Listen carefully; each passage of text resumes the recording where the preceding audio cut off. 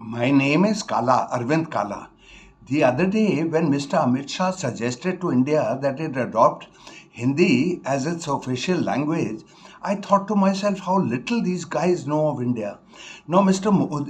Amit Shah and Mr. Modi, do you know that 93% of our best students take the JEE exam in English? 93%. Why is that so? Can you tell our best students entering engineering and architecture colleges and medical colleges and various other space institutes, etc., to take the exam in Hindi or in Tamil or whatever? Now, Mr. Shah and Mr. Modi, don't you know that languages chart their own course like a river charts its own course down a mountain? It finds its own way. So it's the same thing with languages, and no power on this earth can make a language take a different course from whatever course it takes. You cannot control it. A prime minister, president, monarch, despot, nobody can control that. Now, for example, I agree with one thing. For instance, I'll tell you something about multi-language India, multilinguistic India. Now, Hindi is spoken by 637 million Indians, and it's the dominant language spoken by 40-45% people, spoken by the. So it's dominant and it's increasing, its strength is increasing day by day. Now, between 2001 and 2011, Hindi speakers grew by 100 million according to the Linguistic Survey. And meanwhile, in the same period, our regional languages dropped in number, meaning their speakers, their users, whether it was Telugu, whether it was Tamil, whether it's this, whether it's Punjabi. And that is the march of time. That is what happens everywhere. The big eats the small, whether it's Coca-Cola or McDonald's or Apple or Google or Amazon. That's what happens, that the big eats the small. And it's the same thing happens with languages. Now, in our own life, we find that a grandfather, who's 75, 80, he speaks in his native language. The son, who's 50 or 60 or whatever, speaks in another, and their children speak mainly English. I know I live in Delhi a part of the time, and I see that there are a hell of a lot of people in my social circle, in Punjabi, North Indians, they talk to each other in English. Invariably, not even in Hindi, not even in Punjabi. And that this happens across the board. People use their regional languages less and less and less. Hindi grows more and more powerful, and so does English.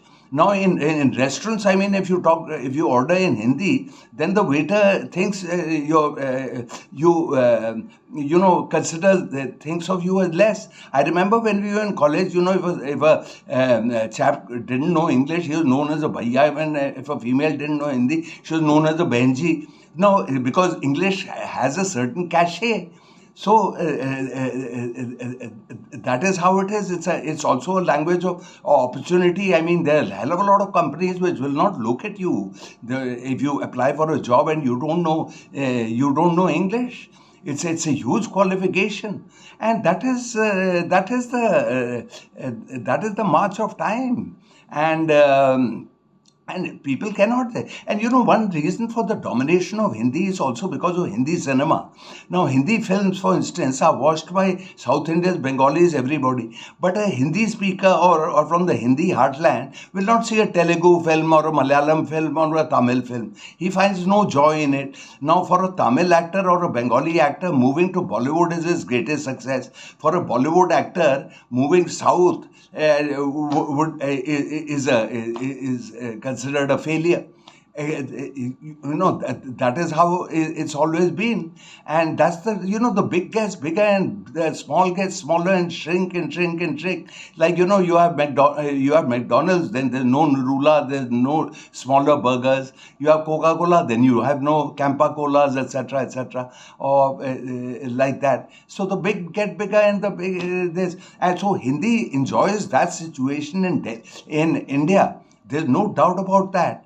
and people and you know its dominance increases for a very simple reason. The Tamilian or the Bengali or the Malayalam speaker, etc., they live in an ocean of Hindi speakers. So the chance of a Malayalam boy, speaking boy, being in the middle of Hindi speakers is much more than the chances of a Hindi speaker being in Kerala, which is spoken, where Malayalam is spoken by only 2% of the population. So this is what happens. Our linguistic these languages, they're linguistic lakes, whereas Hindi is an ocean. Hindi is an ocean and which is swallowing up these lakes, and that happens all over the world. England also used to have other languages called Scots and Celtic and Gaelish, etc. They've all fallen by the by the wayside in 90, because that's the march of time. Big languages get bigger and small languages get smaller. But when Modi and etc. decide that start thinking that we should move people in a single direction, one leader, one flag, one political party, one religion, everything is one. So Hindi becomes one. Now, Mr. Amit Shah's animus against English comes also from the fact that the fellow cannot speak English. But I bet you that his grandchildren would be going to English language schools. Now, these buggers may arrest me, sedition, yeah, using that this fellow is a hypocrite. This is the state of India, yeah. As a Hindu, I'm shitting in my pants, yeah. That's the trouble with India. They don't learn anything. You see, they don't read. They may be reading Manohar Kahaniya or something like that,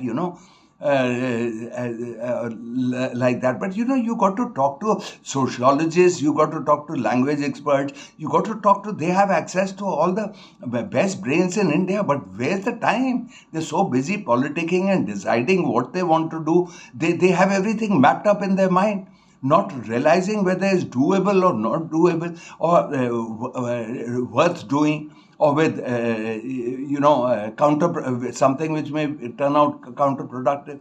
They don't think. They don't. A ruler has to read. Philosopher king, that was the concept among Greeks, etc.